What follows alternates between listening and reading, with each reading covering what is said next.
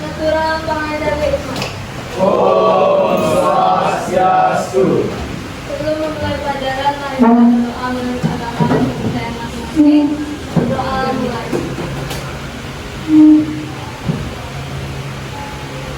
Berdoa selesai.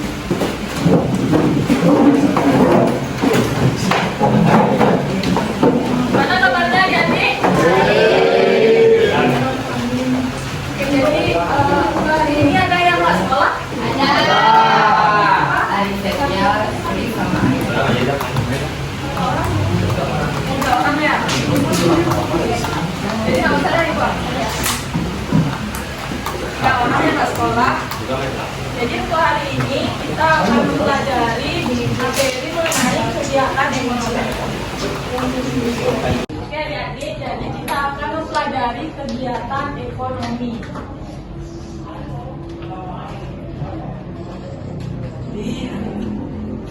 Ingat ya, manusia sebagai makhluk ekonomi. Kalian tahu nggak apa itu manusia sebagai makhluk ekonomi? Ya, silakan. Manusia membutuhkan kehidupan. Oke, benar ya, udah aku dulu buat temennya.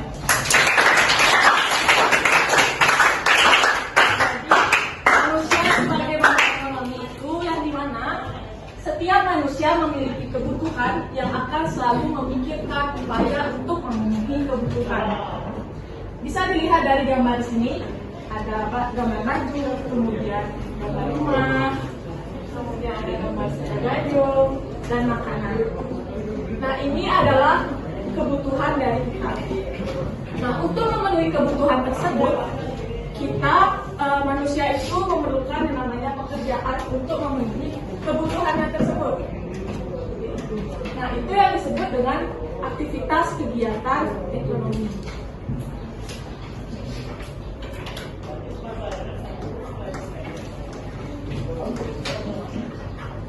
Apa itu kegiatan ekonomi? Ada yang tahu? Ayo yang angkat tangan.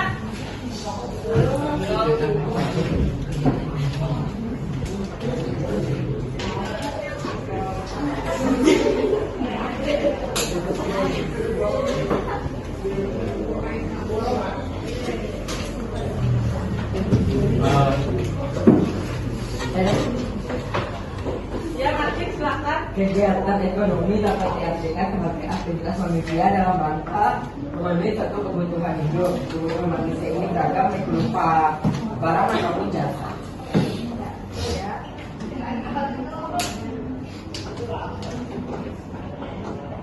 Jadi kegiatan ekonomi itu merupakan segala aktivitas yang dilakukan oleh manusia untuk memenuhi kebutuhan manusia dalam kehidupan sehari-hari. Nah, jenis-jenis dari kegiatan ekonomi itu ada 3. Yang pertama ada produksi, distribusi, dan konsumsi. Oke, ada 3 ya. Sebelum itu kita akan membahas tentang produksi.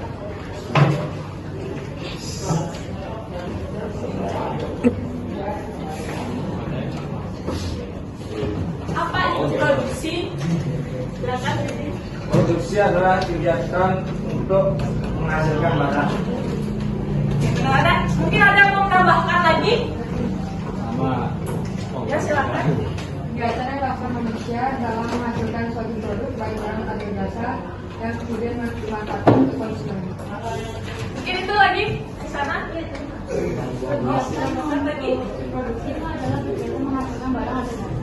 Ya, benar ya. Jadi dihapus dulu buat temennya yang 3 temennya itu.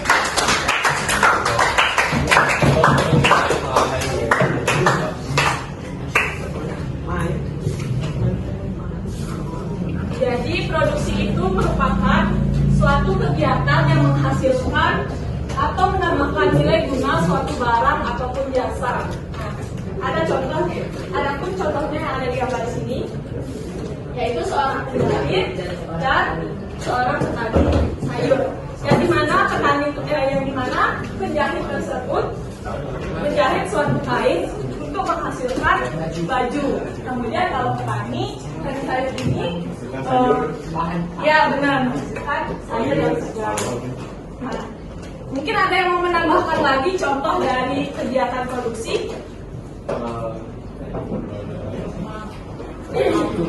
Pabrik, Ya silakan.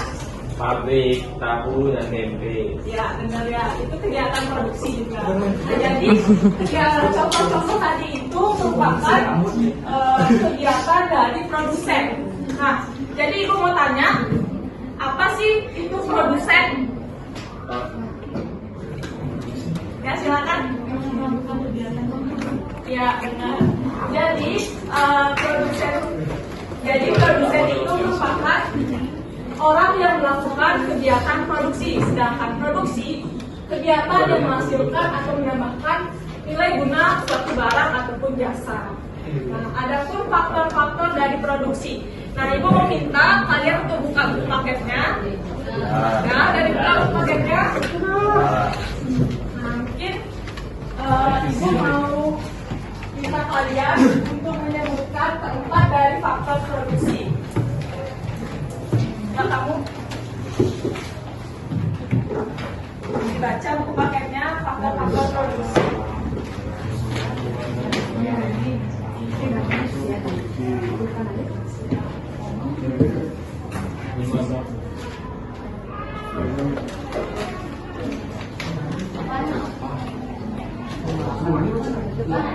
Judul-judulnya. Faktor produksi alam. Yang pertama ada faktor produksi alam. Kemudian yang kedua, Produksi tenaga kerja. kemudian yang ketiga, Eh,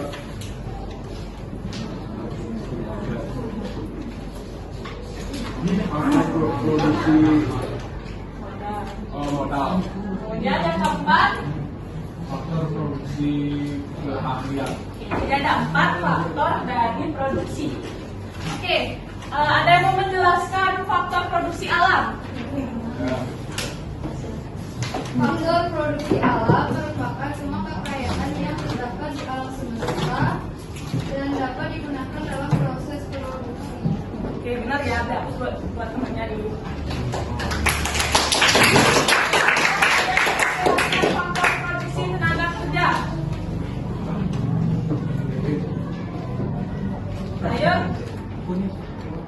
Ayo Bayu. Faktor produksi tenaga kerja. Jadi faktor produksi tenaga kerja atau labor itu merupakan faktor produksi yang tidak kalah pentingnya dibandingkan dengan faktor produksi lain. Oke, benar ya. Langsung yang ketiga, faktor produksi modal. Ya, silakan Martin. Faktor produksi lain berupa peralatan proses produksi juga memerlukan mesin, alat pengangkut, sarana pengangkut, atau bangunan berbagai hal yang tergolong dalam faktor produksi. Jadi faktor produksi modal itu faktor yang dimana modal awal dalam suatu usaha ya. Kemudian faktor produksi keahlian. Ada yang menjelaskan? Mungkin di aku sini, di depan menjelaskan.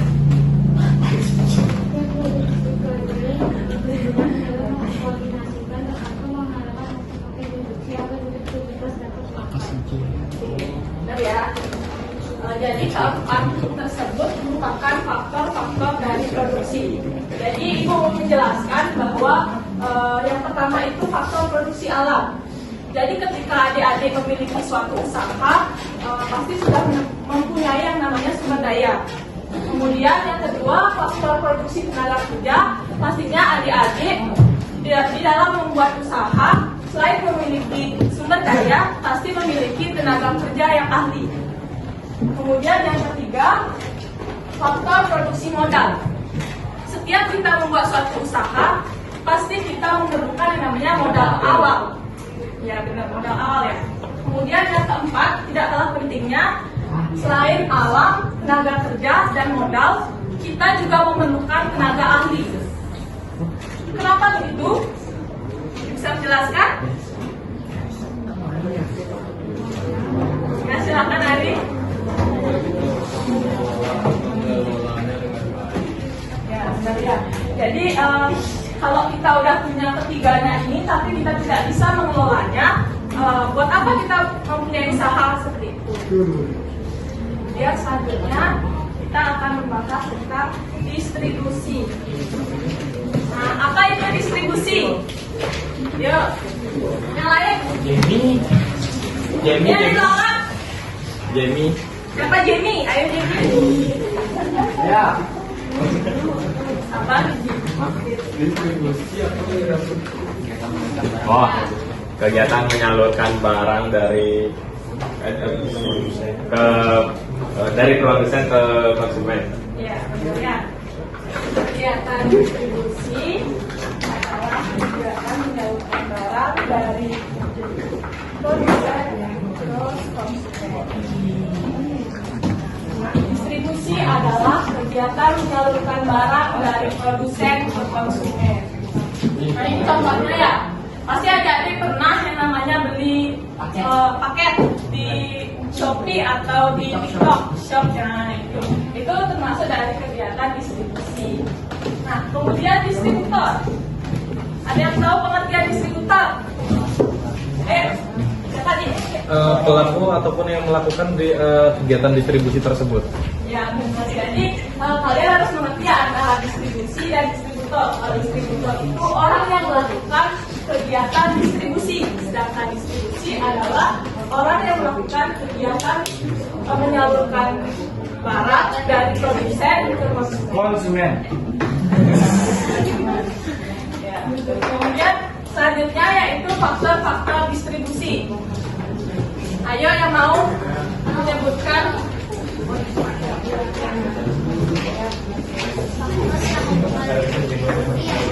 Yang pertama ada produk, pasar, produsen, dan perantara.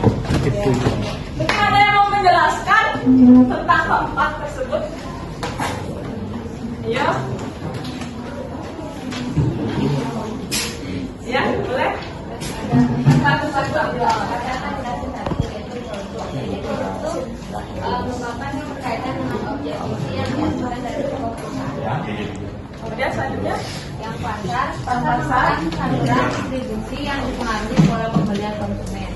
Lalu produsen merupakan beberapa faktor yang perlu dipertimbangkan dari segi produsen, antara lain adalah seperti pendanaan, pengalaman, dan kemampuan dalam distribusi. Dan yang terakhir, perantara, ada beberapa faktor pertimbangan, antara lainnya pelayanan konsumen, terus perantara yang terhadap kebijakan produsen, volume penjualan, dan ongkos penyaluran barang. betul ya jawaban dari teman kalian. Beri tepuk tangan dulu.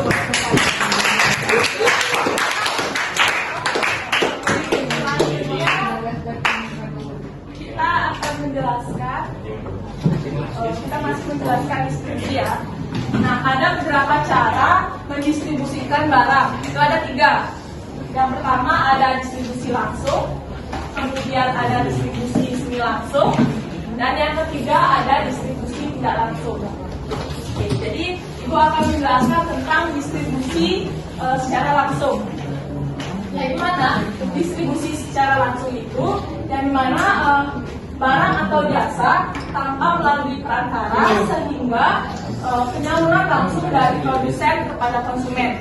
Nah, itu kan sudah ada contoh juga ya, seperti pedagang sate langsung memberikan atau menjual sate tersebut kepada konsumen. Itu termasuk dari kegiatan distribusi secara langsung. Kemudian yang kedua ada distribusi semi langsung. Jadi distribusi semi langsung itu merupakan sistem distribusi dari produsen kepada konsumen melalui pedagang yang perantaranya merupakan bagian dari produsen. Contohnya itu seperti pabrik tekstil atau menyalurkan kain melalui penyaluran khusus. Kemudian yang terakhir yaitu distribusi tidak langsung. Oke, jadi distribusi tidak langsung itu yang dimana sistem distribusi dari produsen kepada konsumen melalui agen, grosir, pedagang kecil, atau yang bertindak sebagai pedagang perantara. Contohnya itu seperti ketika upaya menitipkan barang di kantin itu udah termasuk dari kegiatan distribusi tidak langsung. Oke, kita lanjut ke kegiatan konsumsi. Oke, ada yang mau menjelaskan apa itu kegiatan konsumsi? Yang belum ya? Tidak. Yang belum, ayo. Yang belum ini? Belum ya? Belum. Apa itu konsumsi? Konsumsi ialah suatu kegiatan yang bertujuan mengurangi atau menghabiskan faedah suatu benda, bahan dan jasa dalam rangka pemenuhan kebutuhan. Oke. Beri dulu, tepuk tangan dulu.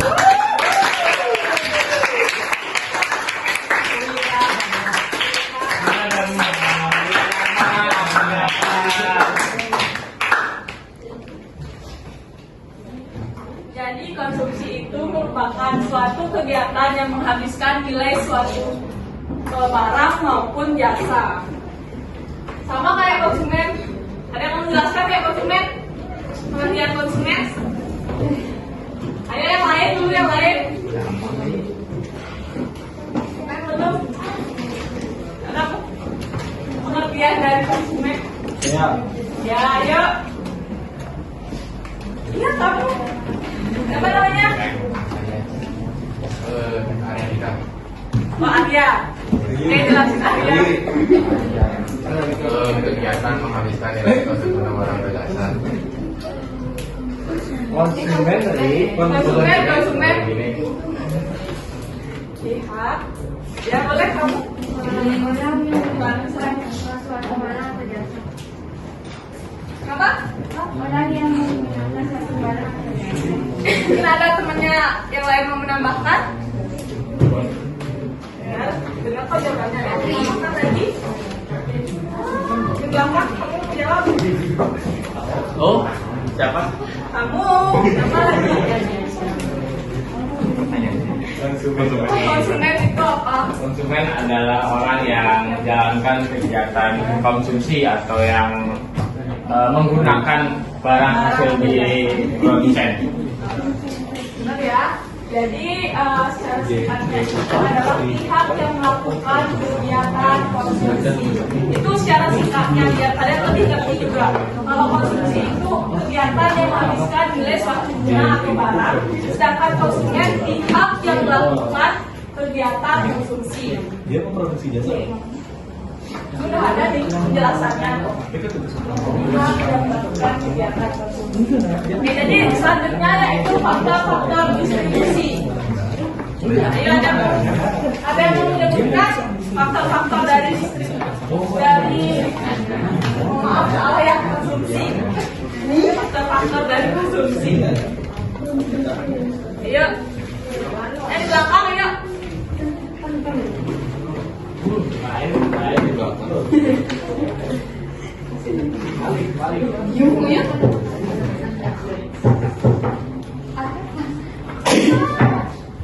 Yang pertama itu besarnya pendapatan, yang kedua faktor ekonomi, yang kedua faktor non ekonomi, yang ketiga lingkungan, sosial, budaya, agama, dan istiadat. Oke, benar ya buat temannya. Pertama tuh buat temannya. Jelaskan ketiga dari faktor konsumsi. Baru kalah pakai kali. Ayo Martin.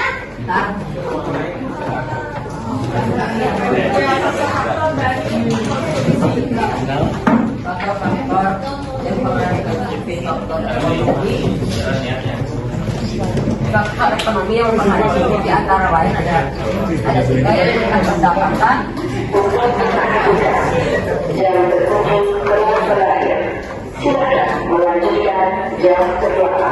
yang pertama itu tingkat pendapatan, yang kedua ada tingkat harga barang dan jasa, dan yang ketiga ada ketersediaan barang dan jasa.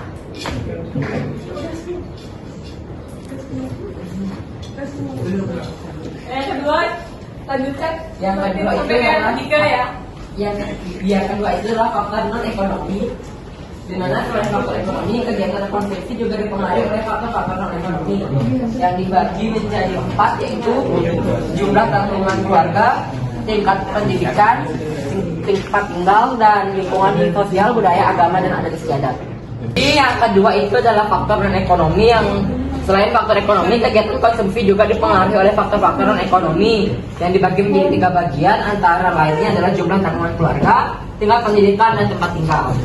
Terus yang terakhir adalah lingkungan sosial, budaya, agama, dan adat istiadat. Lingkungan sosial, budaya, agama, dan adat istiadat juga mempengaruhi konsumsi seseorang. Contoh nyatanya dalam hal ini dapat dilihat dari segi makanan. Nah, oke, beri tepuk tangan.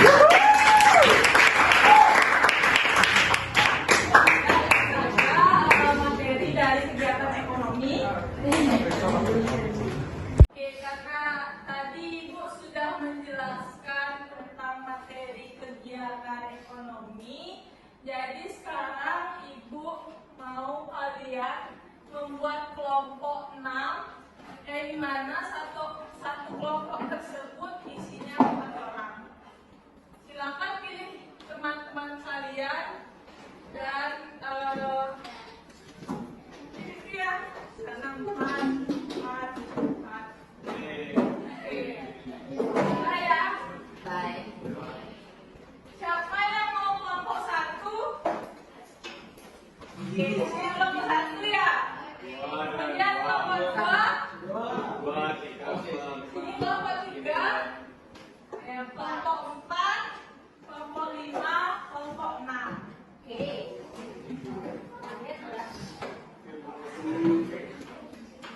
Ini setiap perwakilan maju ke depan ya. Mungkin yang pertama siapa? Dari kelompok 1. Kelompok 1 yang mau jawab yang pertama. Ari. Yang kelompok kedua maju. Kelompok ketiga maju. Kelompok keempat maju. Jauh.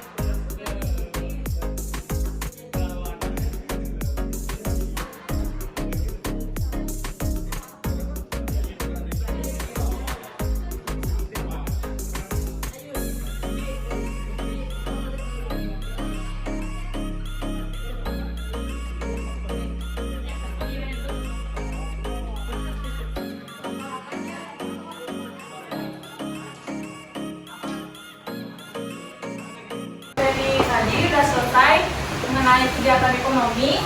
Jadi Ibu minta untuk adik-adik ada yang mau menyimpulkan pembelajaran untuk hari ini. Yuk.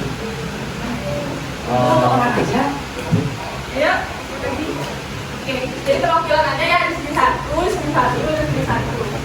Ya teman-teman, bisa maju ke depan untuk menyimpulkan pembelajaran hari ini.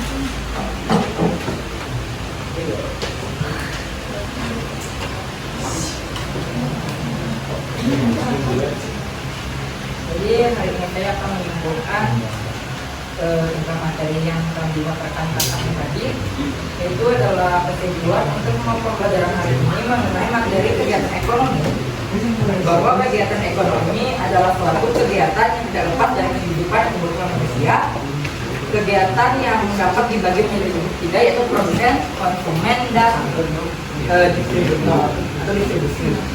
Jadi produsen itu adalah kegiatan di mana orang yang menghasilkan atau menilai guna suatu barang atau jasa, contohnya seperti ukur, pembuatan sepatu. Dan kerjanya produsen distributor, di mana distributor adalah agen yang menyalurkan suatu barang kepada konsumen. Untuk contohnya itu seperti Grab yang mau makanan itu konsumen, tukang parkir, dan lain-lain. Dan yang ketiga itu adalah konsumsi atau konsumen, di mana kegiatan yang menghabiskan nilai suatu guna barang atau jasa. Contohnya itu seperti ketika kita makan nasi goreng yang kita beli abang-abang kaki lima. Baik, saja ya. Dari apa sih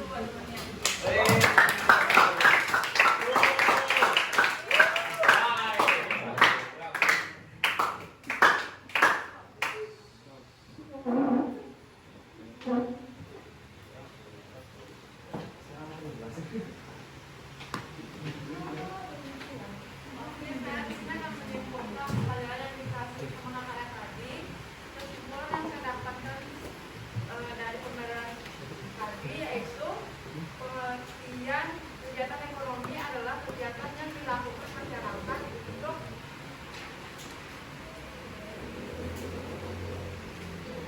memenuhi kebutuhan hidup dan meningkatkan kesejahteraan.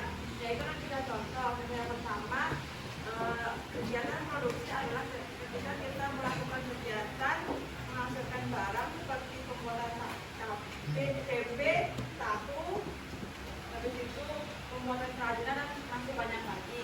Contoh yang kedua, kegiatan distribusi adalah kegiatan menyalurkan barang dari produsen ke konsumen, seperti ketika kita belanja di e-commerce di salah satu aplikasi Shopee, pihak produsen atau tukang paket akan membawa paket kita sampai tujuan, yaitu konsumen.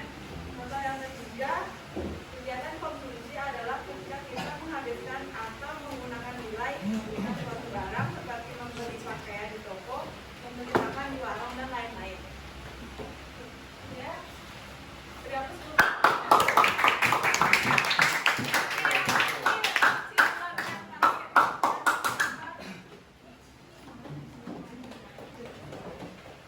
Baik, di sini saya akan menyimpulkan pembelajaran yang diajarkan oleh Pak tadi.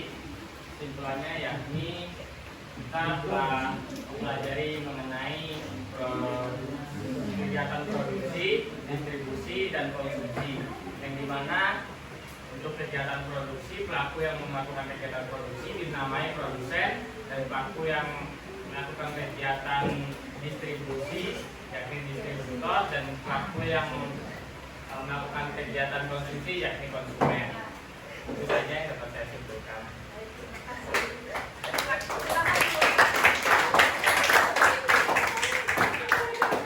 Itu tadi kesimpulan dari teman-temannya mengenai kegiatan ekonomi. Mungkin pembelajaran hari ini Ibu cukupkan sampai hari ini. Silakan ketua kelas berdiri.